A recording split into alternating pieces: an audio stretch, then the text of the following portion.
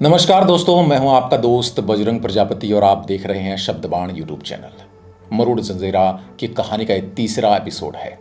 समुद्र की हवाएं अभी भी थोड़ी तेज चल रही हैं। संभाजी महाराज अब भी वहीं पर बैठे हैं। सामने है वही किला। अब उनके मन में सिर्फ एक ही सवाल है, वे लोग कौन थे जिन्होंने इस किले को अपना बना लिया। बूढ़ा आदमी एक पल के लिए रुकता है, फिर धीमी आवाज में कहता है, सरकार, यह कहानी सिर्फ एक किले की नहीं है। ये कहानी है एक ऐसी कौम की जो गुलाम बनकर आई थी और एक दिन खुद बादशाह बनकर बैठ गई। याद कीजिए वह रात जब पीरम खान की चाल से मेडेकोट कोली सरदार राम पाटिल के हाथों से निकल गया था। उस दिन के बाद यह चौकी अहमदनगर की निजाम शाही सल्तनत के अधीन आ गई थी। लेकिन सल्तनतें भी हमेशा एक जैसी नहीं रहती। सत्ताएं बदलती हैं, वफादारियां बदलती हैं, लोगों के हुक्मरान बदलते हैं, कभी गुलाम भी बादशाह बनते हैं और कभी कभी एक सेवक ही अपने मालिक से बड़ा हो जाता है। यही कहानी में लौटता है वह नाम जिसका जिक्र हमने पहले भी किया था। नाम था मलिक अंबर। मलिक अंबर पूर्वी अफ्रीका से आया था। बचपन में उसे गुलाम बनाकर बेचा गया था। कई हाथों से गुजरते हुए अंततः दक्कन पहुंच गया। लेकिन जो लोग उसे सिर्फ गुलाम समझते थे वो उसकी काबिलियत को कम आंक रहे थे। मलिक अंबर लगातार कुछ न कुछ सीख रहा था। मलिक अंबर ने सैन्य रणनीति सीखी, प्रशासन सीखा, राजनीति के पेच और खम सीखे और धीरे धीरे वह अहमदनगर की निजाम शाही सल्तनत का सबसे वफादार सरदार बन गया। उसने ऐसी गुरिल्ला युद्ध नीति अपनाई कि मुगलों जैसी विशाल सल्तनत भी वर्षों तक उसे हरा न सकी।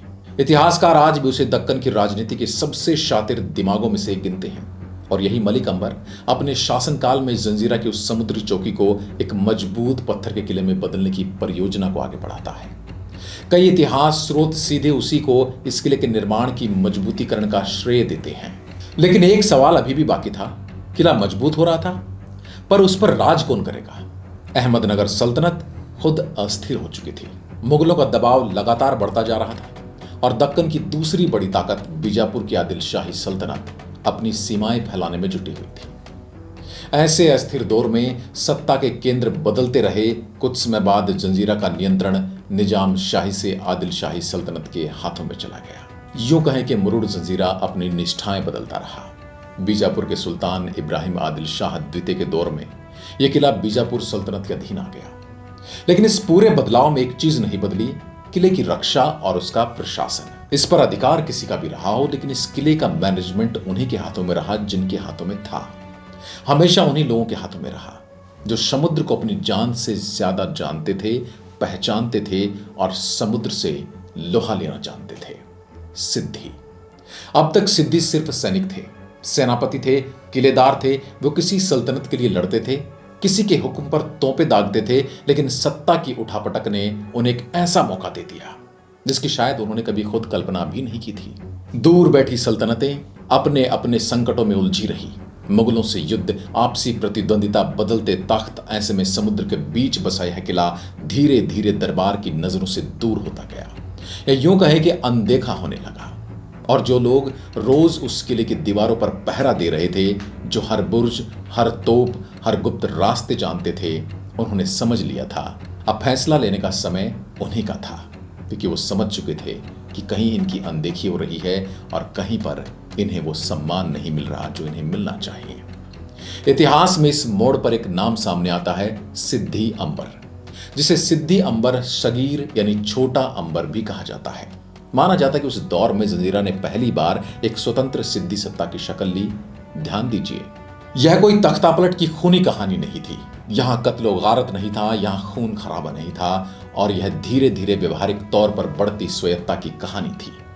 ऊपर से सिद्धि शासक कभी बीजापुर की आदिल शाही को तो कभी दिल्ली के मुगल तख्त को अपना स्वामी मानते रहे, अपनी निष्ठाएं बदलते रहे। लेकिन असल में जंजीरा के भीतर का हर फैसला अब सिद्धियों का अपना फैसला होता। उसके बीच में वो किसी की दखल अंदाजी पसंद नहीं करते थे, या यूं कहिए कि अब उनके अंदर हनक जन्म लेने लगी थी।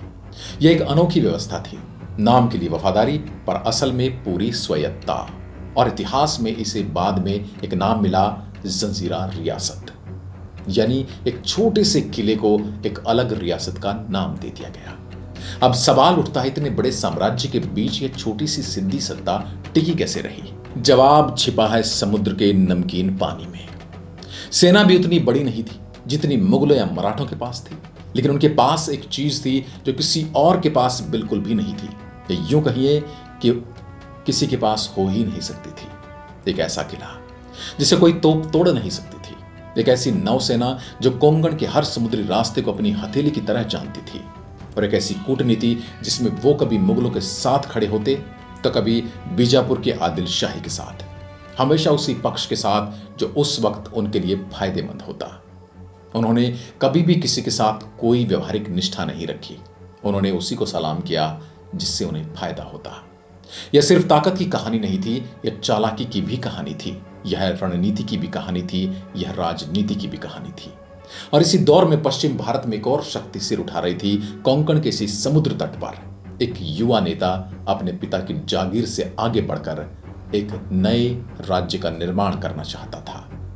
एक नए सपने की नींव रख रहा था, एक ऐसा सपना जो सिर्फ किसी सल्तनत की सेवा करने का नहीं था, बल्कि एक स्वतंत्र राज्य स्थापित करने का था, अपना खुद का राज्य खड़ा करने का था। और उनका नाम था शिवाजी भोंसले। और जल्द ही उनकी नजर भी इस समुद्र पर जाकर टिकने वाली थी, क्योंकि जो भी कोंकण के समुद्र पर राज करना चाहता था उसे देर सवेर इस किले से टकराना ही था। इस किले से टकराए बिना, इस किले को जीते बिना यह सपना बिल्कुल अधूरा था। बूढ़ा आदमी यहां रुकता है। संभाजी महाराज की आंखों में अब भी एक अलग ही चमक है। यह सिर्फ इतिहास नहीं, यह उनके अपने पिता की कहानी है, इसलिए उनकी दिलचस्पी और भी बढ़ जाती है। और यह टकराव वह धीरे से कहते हैं, मेरे पिताजी से बहुत पहले शुरू हो चुका था। बूढ़ा आदमी सिर हिलाता है और कहता है, जी सरकार। और यह टकराव सिर्फ जमीन का नहीं था, यह टकराव किसी सत्ता का नहीं था, यह टकराव था दो सपनों का। एक तरफ सिद्धियों का सपना, अपनी छोटी सी सत्ता को बचाए रखने का, और दूसरी तरफ था एक नए स्वराज का सपना, एक नए स्वराज का निर्माण, हिंदवी स्वराज की नींव। और उस टकराव की पहली चिंगारी कल्याण और भिवंडी के बंदरगाहों से उठी थी। संभाजी महाराज की दिलचस्पी और बढ़ जाती है और वो एक गहरी सांस लेते हैं। सामने मुरुड जंजीरा किला अभी भी उतना ही अडिग खड़ा है, उतना ही ढीठ, उतना ही अजय। तो सुनाओ, वो कहते हैं, मेरे पिताजी ने इस किले को कैसे ललकारा था। अगले एपिसोड में हम जानेंगे एक नए राज्य का सपना समुद्र से टकराता है। शिवाजी महाराज की नौसैनिक नीति क्या थी, जंजीरा उनके लिए इतना जरूरी क्यों था, और 3 बार हमला करने के बाद भी जंजीरा अजय क्यों बना रहा, देखेंगे एपिसोड नंबर 4 में। तब तक के लिए नमस्कार, जय हिंद, जय भारत।